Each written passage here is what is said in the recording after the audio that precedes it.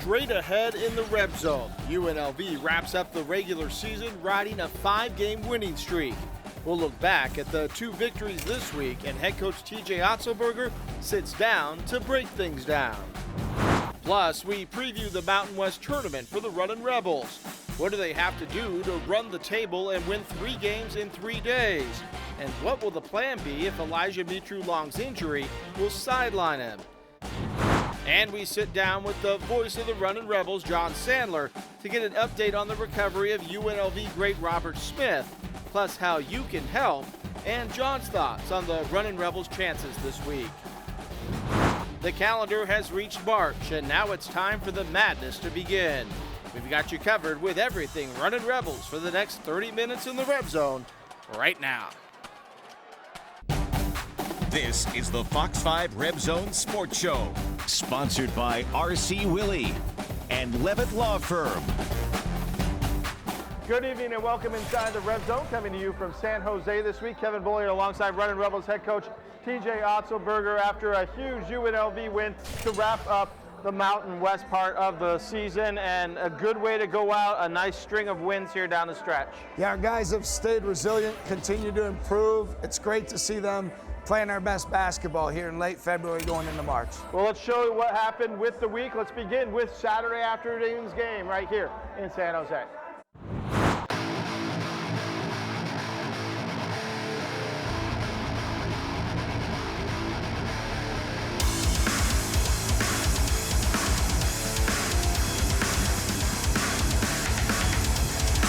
A sparse crowd in San Jose as the Rebels ran with the Spartans.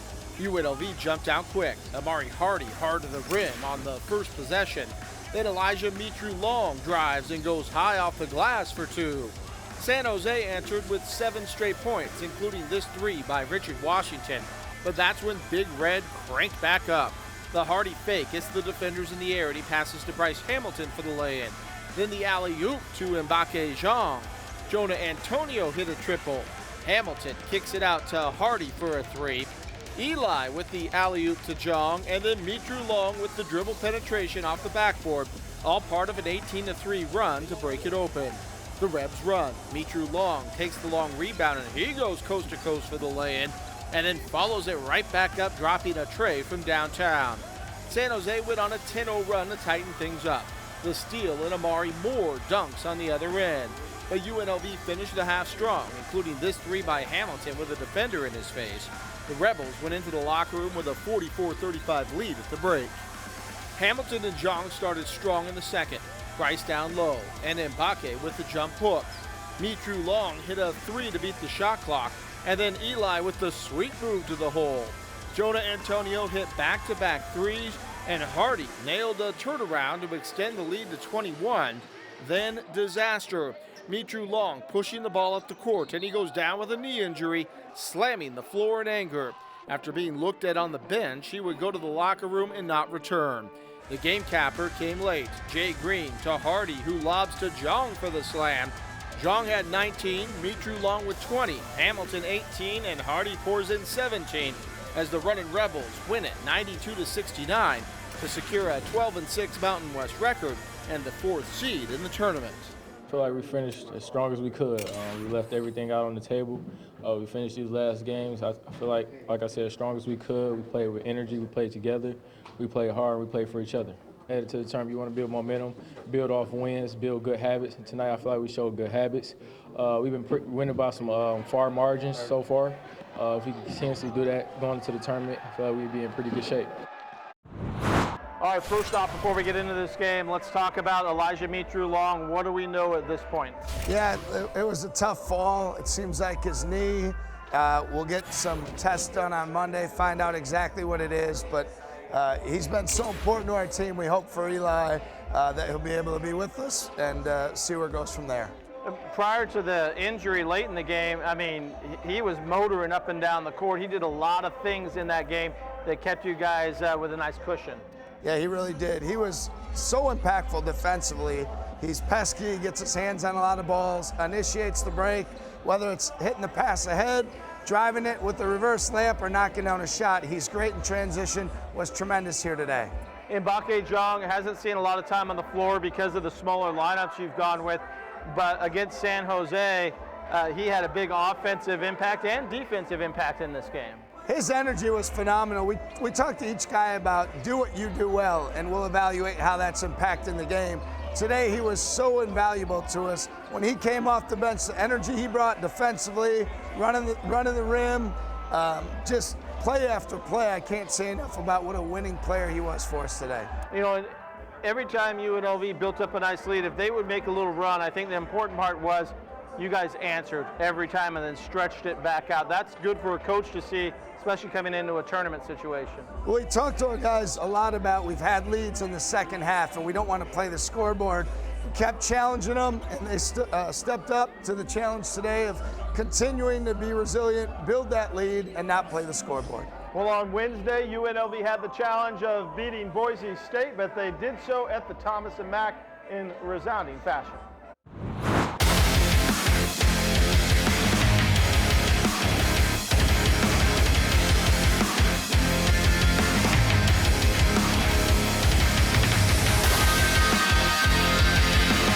Senior night at the Thomas & Mack as UNLV honored Nick Blair, Vitaly Shebel, and Elijah Mitru Long in pregame ceremonies. When things got going, the Runnin Rebels went on an early 8-0 run. The nice feed inside to Bryce Hamilton for the lay-in, and Hamilton followed with a triple. UNLV also D'd it up. Hamilton with the steal, and he goes coast to coast for the lay-in. Then Amari Hardy with the corner three, and watch the sweet move by Mitru Long for the reverse lay-in. Hamilton hit a turnaround in the lane, and Hardy with the catch-and-shoot three.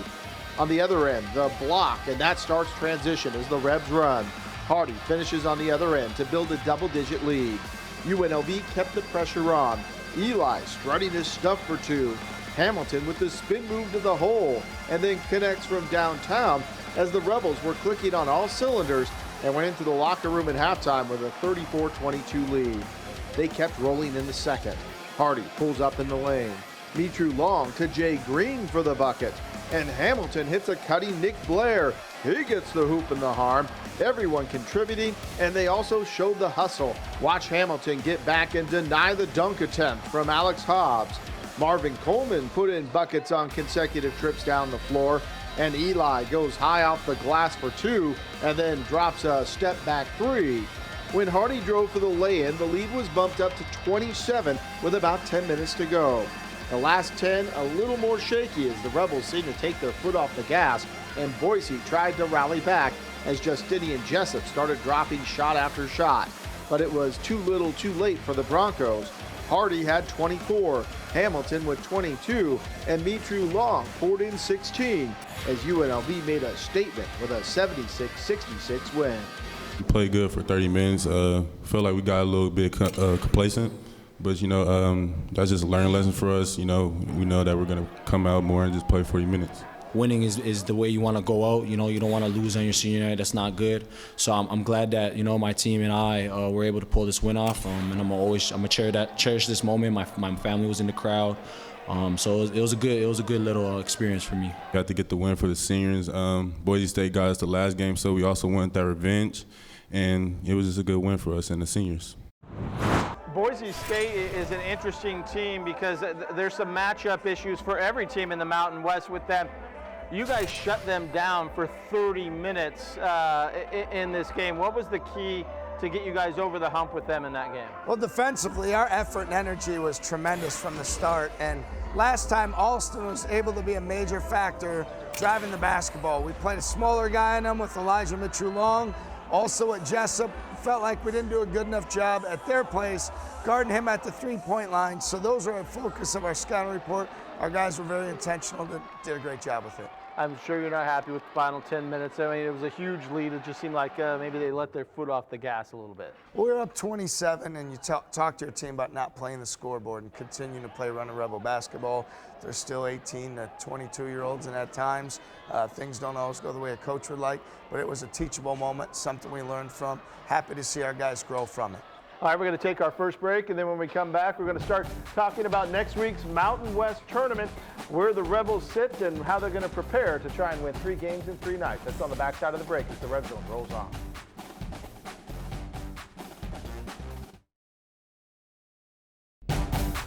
You're watching the Fox 5 RebZone Sports Show, sponsored by R.C. Willey and Levitt Law Firm. Here's a look at the Mountain West Tournament bracket. Play begins Wednesday with the teams seeded 6 through 11 in action. That leads us into Thursday when UNLV opens the tournament, securing the 4th seed and a first-round bye. The Runnin Rebels will take on 5th seed Boise State in a rematch of a game the Rebels dominated just last Wednesday. Tip-off for that 4-5 game is scheduled for 2 o'clock. The winner of that game will face the winner of the noon contest between top seed San Diego State and the winner of Wednesday's 8-9 game between Fresno State and Air Force. On the bottom half of the bracket Thursday, Utah State is the 2 seed and will face the winner of the New Mexico-San Jose State game. Reno is the 3rd seed and will face the winner of Colorado State and Wyoming in the nightcap. Friday's semifinals will be at 6 and 8:30, with UNLV playing in the 6 o'clock game should they win on Thursday. It all leads up to the championship game Saturday afternoon at 2:30.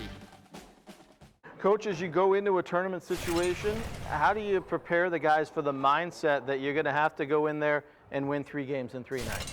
First thing we need to do is get some rest. It's been a heck of a stretch for our guys. A lot of guys have played heavy minutes, so we want to get them rested.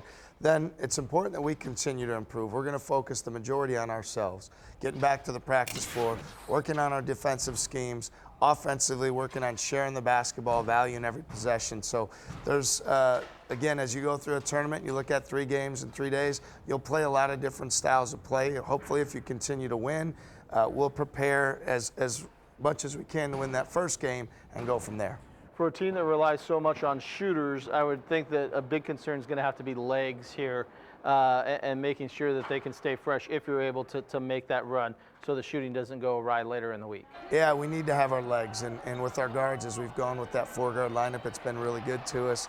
Guys have really, it's given us multiple playmakers and guys to knock down shots, but you've got to have fresh legs, got to have that energy to play that style. I would assume when it gets into a tournament situation like this, it's really about you and not as much about the opponent in terms of preparation. It is, because you spend so much time worrying about who you're playing and what you need to do to play them, and I think you get distracted from what you need to be. And for us, we like how we're playing right now. We like how we're defending. Felt like we're continuing to improve there, sharing the basketball. So really for us, it's about continuing to improve our team. We believe that if we do that, we like our chances. There are some weird start times that come with any tournament. You could be playing anywhere from 2:30 in the afternoon till super late at night. Is that a problem for a basketball player in terms of routine and rhythm of a game day? You have to get used to a schedule. As the season goes on, you have early games, you have night games, and we've had a wide variety through this season. Our guys are disciplined with their sleep habits as we practice early every morning, so they know how to take care of their body, how to get to bed at night and get the proper rest. That'll be the same here, whether it's an afternoon or an evening game, making sure we get proper rest, and our guys will be prepared either way. Since you aren't going to have any answers on Eli until Monday, there's some time to do some preparation, I guess, even after that, before the first game on Thursday, if he has to rest for a little bit and not be available. How important is it to have maybe a little bit more time to readjust if that is the situation? Yeah, it is. I mean, we'll prepare. We start our preparation right now. As coaches, you're starting to think of things as soon as one game ends, on to the next thing. So to me, we'll prepare, but having a mindset of, there's a chance with Donnie Tillman, he could return. There's other guys that played impactful roles. I mean, the job that Jonah did today, Bakke, other guys kind of stepped up. Jay Green had some valuable minutes. So we'll continue to prepare a lot of different combinations. In a scenario in a tournament setting, you're going to have foul trouble. You're going to have things happen, and you have to have everybody ready, and that depth is so important. So we'll prepare all those guys for that moment. Time for us to pay some more bills. When we come back, I sit down with the voice of the Runnin Rebels, Jon Sandler, and we talk about the recovery of Robert Smith, who suffered a stroke last year. We'll get the latest on him and how you can help out. That's coming up next. Stay with us.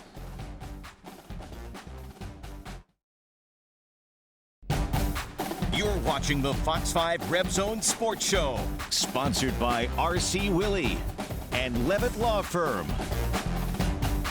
Welcome back inside the RebZone. We're joined now by the voice of the Runnin Rebels, Jon Sandler, to talk a little bit about Robert Smith. Most of you already know that Robert Smith suffered a stroke last year and has been recovering ever since then. Jon, what's the latest on his condition? Well, I've seen Robert a couple of times in the last week or two, and he's been improving throughout this time period.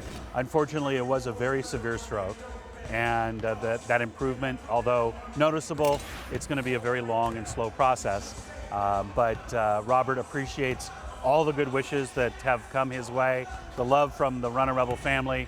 I took an Afghan that somebody had knitted for him in Runnin Rebel colors over to him the other day, and he was very appreciative. Every time I go see him, I tell him what's going on with the team. Of late, of course, that's been very good news, and his eyes light up, and you can tell he's still very much engaged and is still a big part of our world. Well, and the recovery process is extremely expensive, and I know there's been a GoFundMe account set up. How can people contribute to help him get on the road to recovery? Very simple, just GoFundMe.com and search either Robert Smith or UNLV. His smiling face shows up, and you can make a contribution. There's a nice amount of money that has been donated to this point, but more is needed.